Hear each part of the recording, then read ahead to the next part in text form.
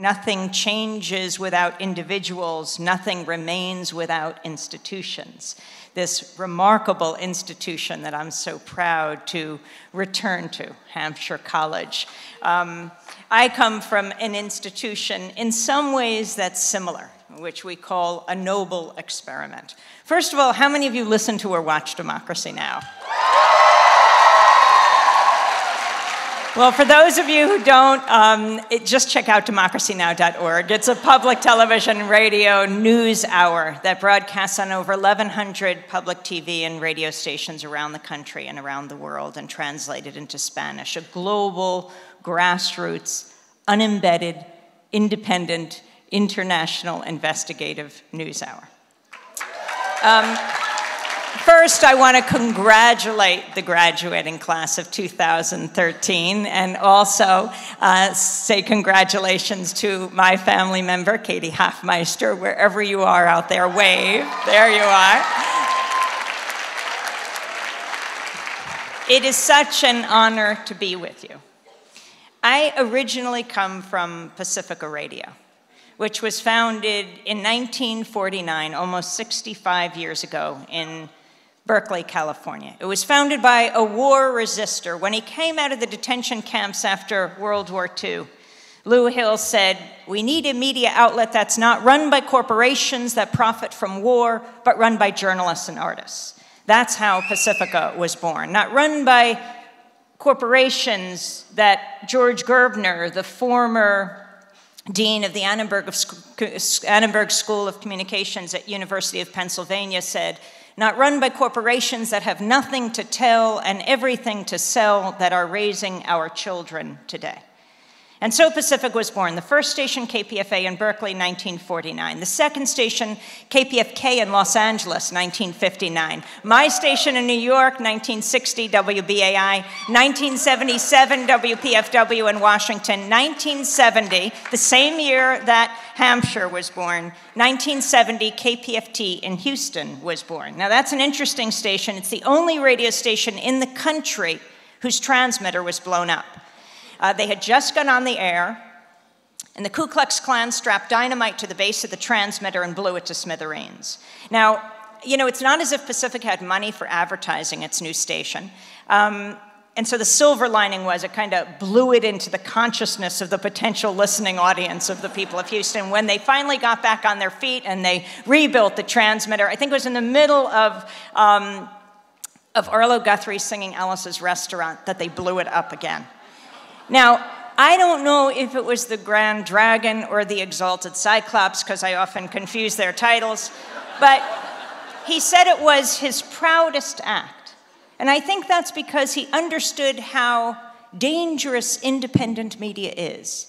Dangerous because it allows people to speak for themselves. And when you hear someone speaking from their own experience, whether it is a Palestinian child or an Israeli grandmother, an uncle from Iraq or an aunt from Afghanistan, it challenges the stereotypes and caricatures that fuel the hate groups. I think the media can be the greatest force for peace on earth. Instead, it is wielded as a weapon of war, which is why we have to take it back.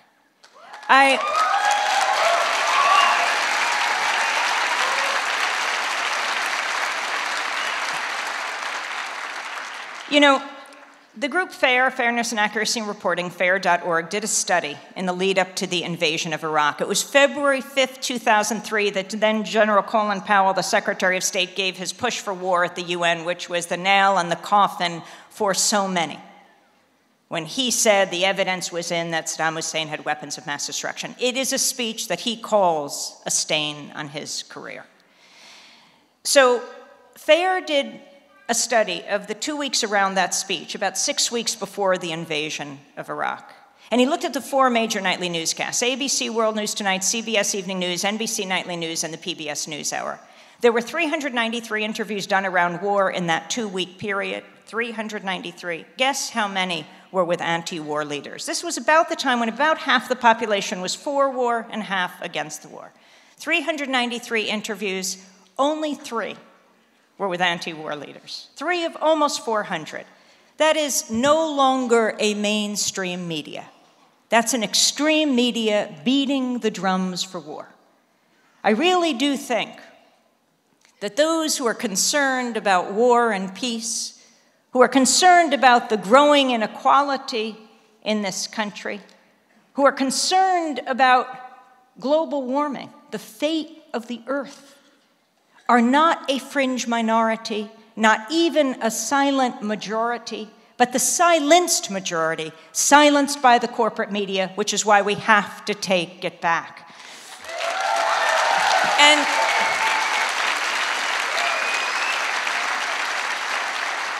that's why it is such a great honor to be here in this historic area of the United States, this place that's the nexus of two routes of the Underground Railroad, a place where Sojourner Truth lived, where Frederick Douglass visited. Frederick Douglass, the greatest abolitionist of all time, actually started the North Star newspaper because it's so important who owns the media.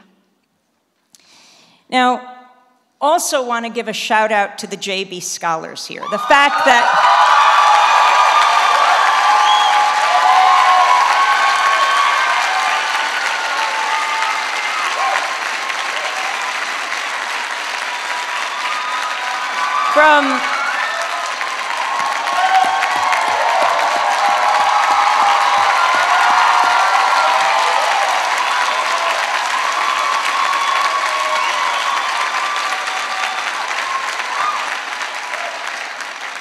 the fact that W.E.B. Du Bois lived here, that James Baldwin taught here at Hampshire College, is such an important responsibility not only for the JB scholars, but for everyone to live up to what he deeply believed in, taught about, and fought for his whole life.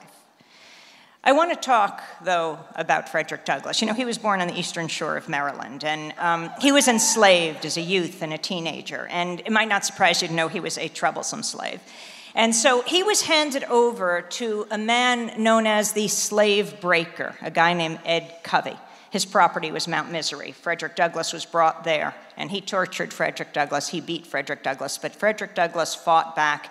He ultimately escaped, and he headed north. He came to New York, and there's this coffee shop, independent coffee shop that I love in downtown Manhattan, and it's in this old red brick building. And outside there's this plaque that says, "This is the building that Frederick Douglass took refuge in. It is the printing press of David Ruggles."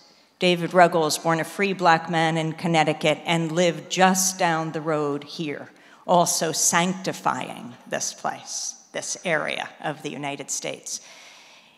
So Frederick Douglass took refuge at David Ruggles' printing press. David Ruggles had a printing press. Frederick Douglass started the North Star newspaper. How important this is. These men saw media as their form of emancipation because information is power. So I learned about Frederick Douglass and where he was beaten, where he was held, on Mount Misery, owned by Ed Covey. And then this was right at the beginning of the Iraq War.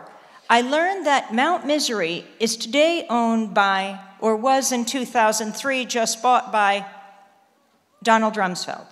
Donald Rumsfeld was the former Secretary of Defense, and he bought it as his vacation home on the eastern shore of Maryland, you know, to be near his close friend Dick Cheney, who lived down the road.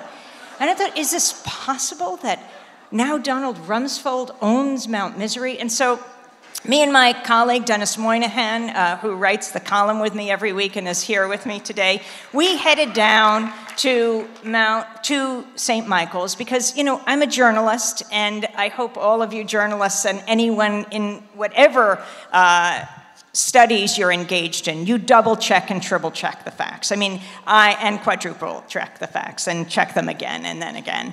I learned all this on the internet, and the internet is something so important, a great equalizing force where we can all get information. We can't let the telecoms and the video companies write the legislation that would privatize the internet. We have to keep it open and free.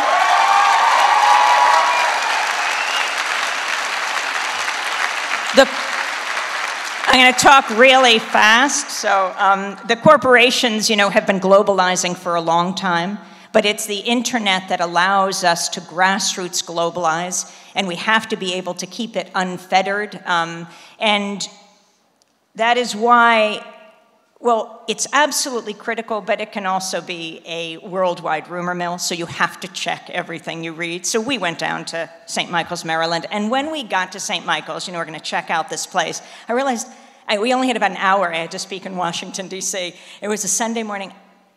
I have no idea where Secretary Rumsfeld lives. So we see an organic coffee shop on the horizon. We head inside. I thought they'll tell the truth.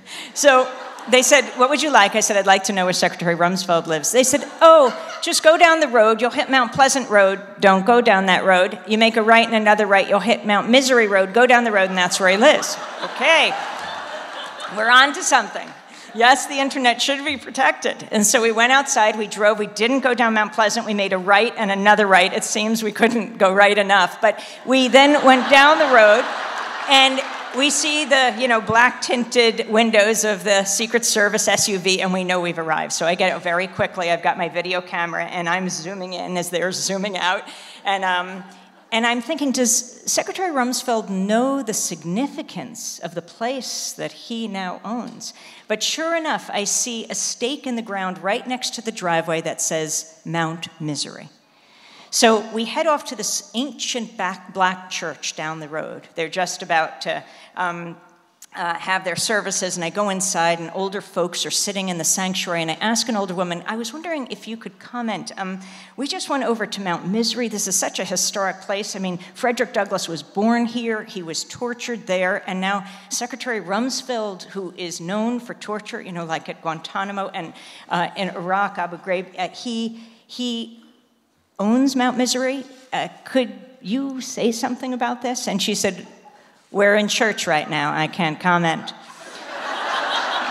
So, from Mount Misery to Mount Hope, I was speaking upstate New York, and I was telling the story. And after the speech, a young woman student came up to me and said, could I take you to Mount Hope Cemetery?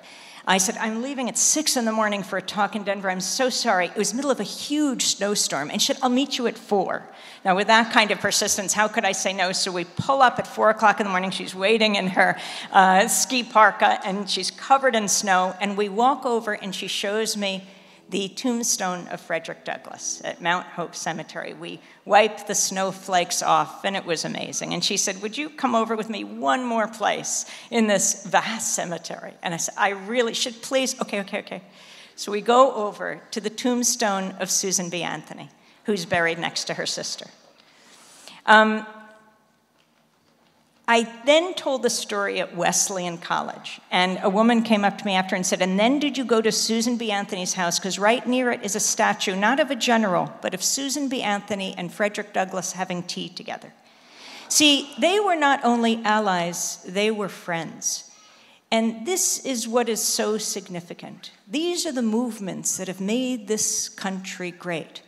The abolition movement, the women's rights movement, and I was talking about this with this young woman, but I had to race to the airport, race to Rochester Airport to get to Denver, and there I missed my plane. So I call up Dennis fast. I say, I've missed my plane. They're going to kill me in Denver. And he brings up the blueprints of the Rochester Airport. I said, I don't need blueprints. I need tickets on the next plane. He's an unbelievable researcher, and he said, I just need to know, are you in the Susan B. Anthony wing, or are you in the Frederick Douglass wing of the airport? I said, what are you talking about? He said, oh, I'm not kidding. And then I look, and there, engraved in the walkway, it says Frederick B. Douglass, and over here it says Susan B. Anthony. Every once in a while you have to stop and smell the coffee. So I got on the next plane and I made it to Denver. But these movements, the abolition movement, the women's rights movement, Today, the environmental movement, the gay and lesbian and trans movement, all of these movements are the movements that have made our country great. And speaking about the environment, as Jay Lash just pointed out, just this week, scientists are warning that the planet has now reached a grim climate milestone not seen for 2 or 3 million years. The National Oceanic and Atmospheric Administration says the amount of heat-trapping carbon dioxide in the atmosphere has topped 400 parts per million. Now, you know the environmental group 350.org. I bet some of you are a part of it. Well, it takes its name from the 350 parts per million threshold, like 50 under 400, that scientists said was the maximum atmospheric concentration of carbon dioxide for a safe planet. When the number hit 400, Bill McKibben, co-founder of 350.org, said the only question now is whether the relentless rise in carbon can be matched by a relentless rise in the activism necessary to stop it. But I really hold out hope because of you and your compatriots in schools all over the country, like Anjali Appadurai from College of the Atlantic, a place that I visited when I was a college student. Because, you know, Democracy Now!, we go to every climate change summit, from Copenhagen to Cancun, from Doha to Durban, and even the People's Summit that took place in Cochabamba, Bolivia. And I hope you all tune in. And here, it's not so much what goes on inside. It's the thousands of people, often young people from all over the world, who are saying to the people inside, why aren't you doing something about this? And they are the so-called leaders inside, when in fact the people outside are leading. Well, when we were in Durban, South Africa, this young college student, Anjali Appadurai, was invited inside to address the UN Climate Change Summit. And I just wanted to share with you some of her words.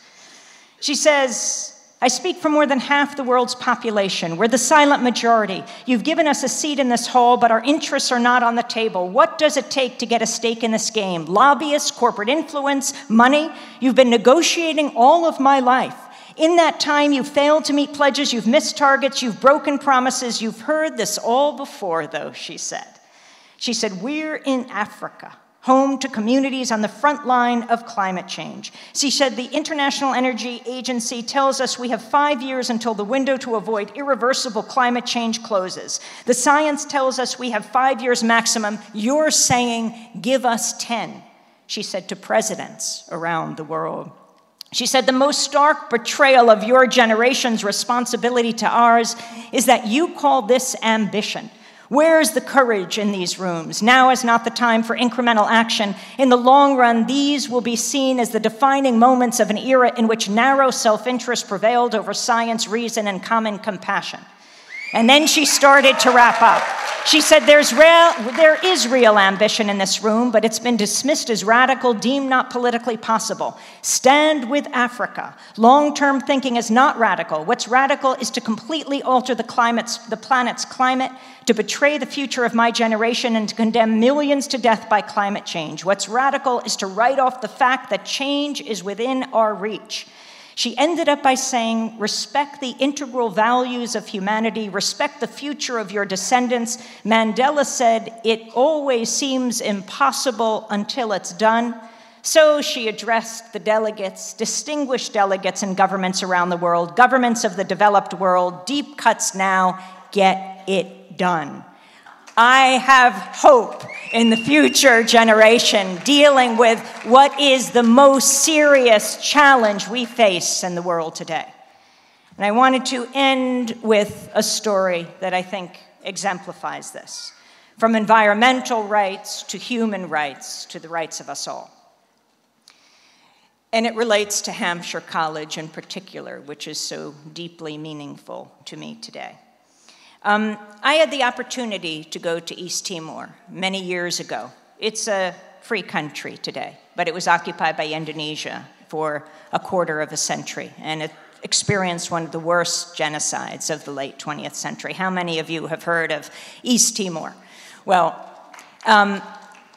when I asked my 6-year-old niece if she'd ever heard of East Timor, this was in 1990 and 1991, She said, "I've heard of East, but I never heard of Timor."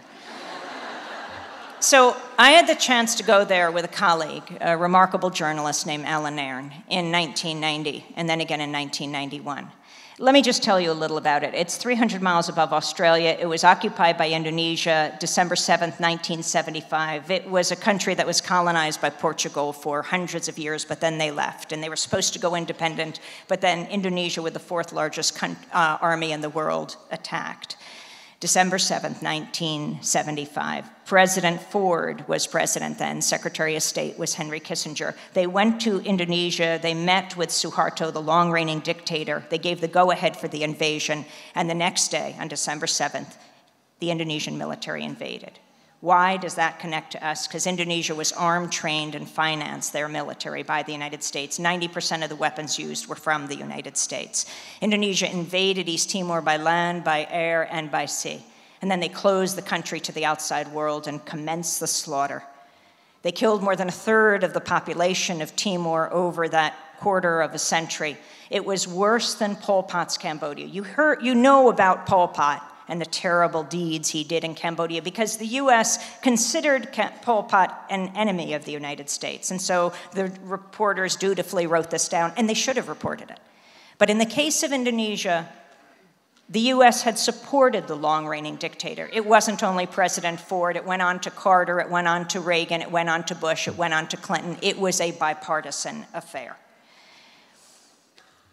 And so Indonesia invaded, closed the country, killed the people. I got a chance to go there in these two periods, 1990 and 91. We got to East Timor in 91 at the end of October, went to the main Catholic church in Dili, the capital of East Timor, and what we found there was a mass where the women were crying. I didn't know if it was the standard sorrow of Timor or if something had actually happened. After the mass, we learned that a young man had been killed there the night before named Sebastião Gomes at point-blank range. The Indonesian military had surrounded the church because we were there to follow a UN delegation. For the first time, a delegation would come to Timor to investigate the human rights situation. Young people your age, the graduating class and younger, were all gathering in the churches, the only civilian institutions allowed to stand, so that they wouldn't be arrested, so they could speak to the UN delegation when they came. The next day, a funeral was held for Sebastião Gomes, and then 2 weeks later, a commemoration march was held from the Motayal Church, the main Catholic church where the funeral was held, to the cemetery where he was buried. Alan Nairn and I went to follow this procession. After communion, the kids went out into the streets, the college students, the high school, the elementary students, and they pulled banners that they had hidden in their Catholic school blouses. They were bed sheets that said things like, "Why the Indonesian military shoot our church?" They appealed to President George H.W. Bush at the time. They appealed to the UN. They begged people to pay attention.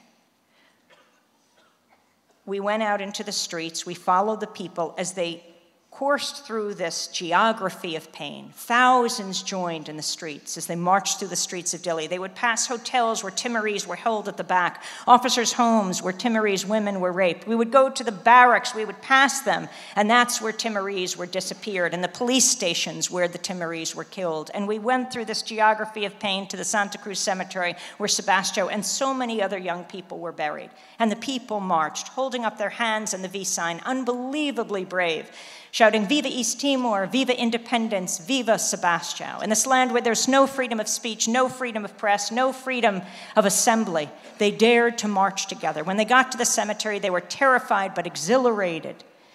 And then Alan and I started to interview people. Why are you doing this? You know that the Indonesian military, which had lined the route, could take your life at any chance. They'd say, "For my mother, for my father, for my village, it was wiped out." And then we saw from the direction the procession had come, hundreds of Indonesian soldiers marching up the road to the cemetery, carrying their US M16s at the ready position. We were in the middle of the crowd. Alan suggested we walk to the front of the crowd, because although we knew that the Indonesian military had committed many massacres in the past, they'd never done it in front of Western journalists. So we went to the front of the crowd. I'd always hidden my equipment because anyone caught talking to a journalist could be arrested, could be disappeared, could be killed. But this time we wanted to make clear who we were. I put my headphones on. I held up my microphone like a flag.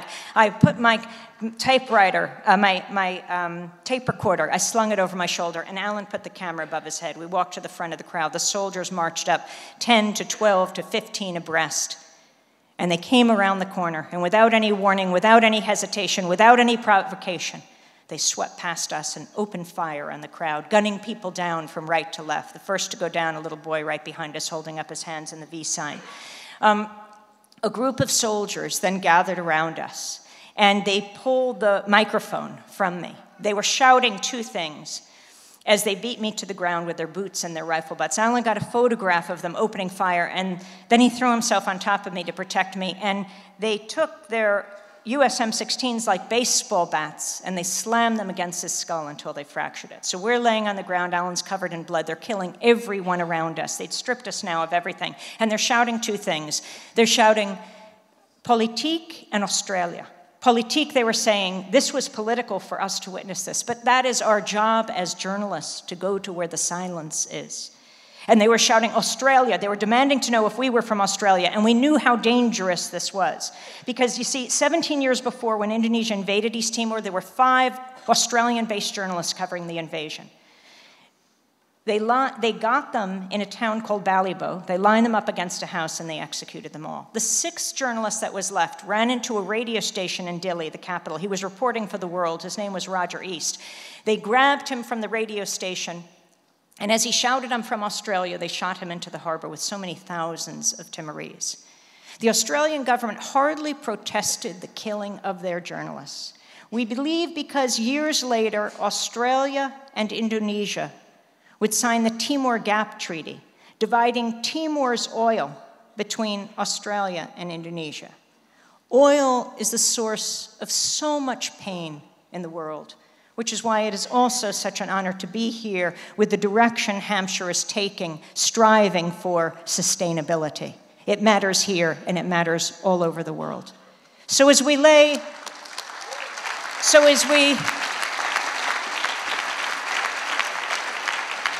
on the ground, Alan covered in the blood, they formed a firing squad around us, putting the guns to our heads. As they shouted Australia, I shouted no. They would kick me in the stomach. When I would get my breath back, I'd say no, America, America. And I took my passport out, the only thing I had left, and I threw it at them. And I was born in Washington, D.C., and they could see, and we just kept saying America. At some point, they took the guns from our heads. We believe because we were from the same country their weapons were from, they would have to pay a price for killing us that they'd never had to pay for killing the Timorese. They moved on.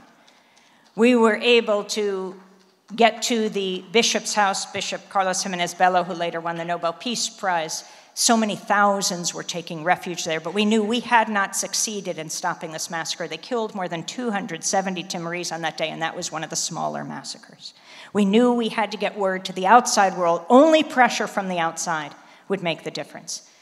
And so the bishop helped me clean up Alan. His skull was just a bathing cap of blood. He gave him a new shirt. I put his bloody shirt under a towel that the bishop gave me because I knew we had to have evidence. They would deny that they killed the Timorese, but what about what happened to us? And so we had someone take 18 pictures of us. I hid them away, the film, and then we made our way to the airport. The whole city was shut down. The troops were going to the streets, and they were continuing to shoot. We got to the airport. When we got up to the counter, there was one plane left. We said we needed to get on that plane. We would be back. They were screaming. They were shouting security. It was either a mix-up in communication, or they had decided at the site that they didn't want to kill us, and now they wanted us out of the country. They killed more than 270 Timorese on that day. As we made our way to the plane and we got into it, as the plane doors closed, the flight attendants gave me a silver bowl of water and said, "Clean him," because the blood was coming down from Alan's head, down his shoulders. And then we made our way to West Timor, which is part of Indonesia, onto Bali, and there we made the call and said there's been a massacre in Timor. We were able to get on the plane, come here to the United States, report that the massacre had taken place and also that US weapons were used. In this country, a nationwide movement grew up. Starting in 1991, after people heard word of the massacre, the corporate media, not a word about Timor from 1975 when Indonesia invaded, when Walter Cronkite announced the invasion, until the day of the massacre. Only independent media reported the plight of the East Timorese. I want to move on now to 1999 as I wrap up. 1999 was the day the people of East Timor got to vote for their freedom.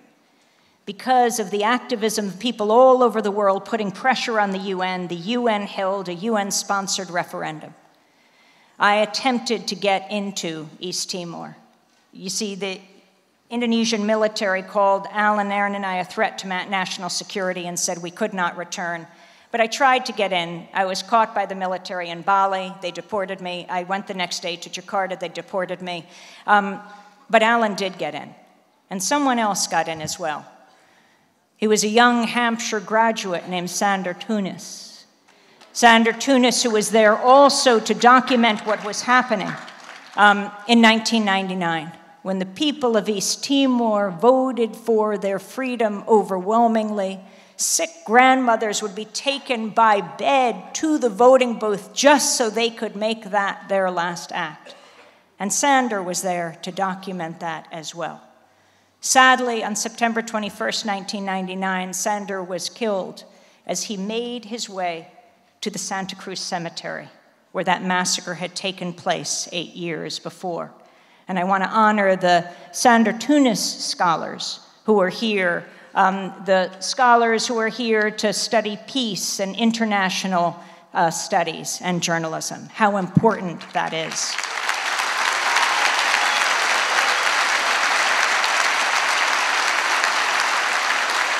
And the UN took over East Timor for 3 years, and this is where I'll end. It was 11 years ago, May 20th, 2010, May 20th, 2002, that the people of East Timor celebrated their independence. I was able to get in through Australia. Alan Nairn got in as well. And 100,000 people gathered in a sandy plain next to Dili, the capital, in a sandy plain called Tasitolo. It was midnight. Then the UN Secretary General Kofi Annan gave a speech. There were dignitaries from around the world. And then Shanana Gusmao, the rebel leader of East Timor, long imprisoned by the Indonesian military, got up. He was the founding president of a new country. He gave a speech in 4 languages. And then he unfurled the flag of the Democratic Republic of East Timor. There was this fireworks display, and you could see the light reflected in the tear-stained faces of the people of East Timor. They had resisted, and they had won at an unacceptably high price, at an unbelievably high price. 200,000 Timorese killed. But they had won. This nation of survivors had prevailed. And they thanked people from all over the world, especially from the most powerful countries, who had pushed their governments to stop supplying arms to human rights abusing regimes or using them themselves. And it is a lesson to all of us. Whether we are journalists, professors, librarians, gardeners, whether we are artists, whether we are the graduating class of 2013 of Hampshire College, we have a lesson to learn from the people of East Timor. Whether we want to represent the sword or the shield, democracy now.